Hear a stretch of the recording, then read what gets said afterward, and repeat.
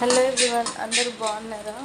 ఈరోజు నేనైతే fried rice చేశాను. అది కూడా నైట్ మిగిలిపోయిన అన్నంతో.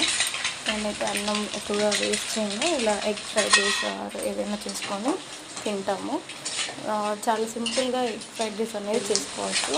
ఫస్ట్ ఆయిల్లో ఎగ్ని కొట్టి పోసుకోవాలి. దాన్ని ఫ్రై చేసుకున్నాక ఉల్లిగడ్డ, పచ్చిమిర్చి ఇంకా క్యారెట్ కూడా వేసుకొని వాటిని బాగా ఫ్రై చేసుకోవాలి. ఫ్రై చేసుకున్నాక అన్నం, మిగిలిపోయిన అన్నం ఉంది కదా నైట్, ఆ అన్నంని కొంచెం మిక్స్ చేసి అందులో వేసేసేయాలి. వేసేసి బాగా కలపాలి. దీన్ని బాగా ఈ విధంగా నేను చూపించినట్టు బాగా కలపాలి. ఈ ఎగ్ ఫ్రైడ్ రైస్ అనేది కంచుల్లో చేస్తేనే బాగా టేస్ట్ ఉంటుంది. అది కూడా పెద్ద కంచుల్లో కొంచెం ఎగ్ ఫ్రైడ్ రైస్ చేస్తే సేమ్ బయట హోటల్లో చేసిన టేస్ట్ లాగా వస్తుంది.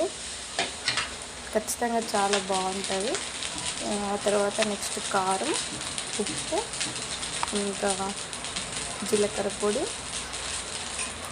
గరం మసాలా. ఇందులో మెయిన్ ఇంగ్రీడియంట్ వచ్చేసి మిరియాలు వేసుకొని బాగా కలుపుకోవాలి. నేను వీడియోలో చూపిస్తున్నట్టు బాగా కలుపుకోవాలి.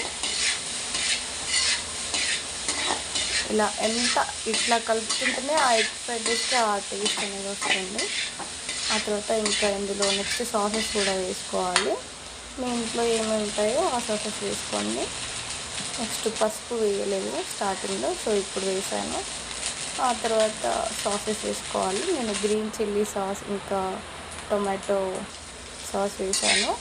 వేసి బాగా కలిపాను. అంతే అండి, సింపుల్ ఎగ్ ఫ్రైడ్ రైస్. ఇలా చేసి పిల్లలకి పెట్టారంటే పిల్లలు చాలా ఇష్టంగా తింటారు. నాకైతే ఎగ్ ఫ్రైడ్ రైస్ అంటే చాలా ఇష్టం. నేను ఫాస్ట్ ఫుడ్ అట్లా వెళ్తే మంచూరియా ఇంకా ఎగ్ ఫ్రైడ్ రైస్ ప్రిఫర్ చేస్తాను. ఇలా ఎంత ఎక్కువ టాస్ చేసి ఇట్లా కలుపుతూనే ఉండాలి, అయిపోయే వరకు ఇట్లా కలుపుతూనే ఉండాలి. అప్పుడే ఎగ్ ఫ్రైడ్ రైస్కి ఆ టేస్ట్ అనేది వస్తుంది.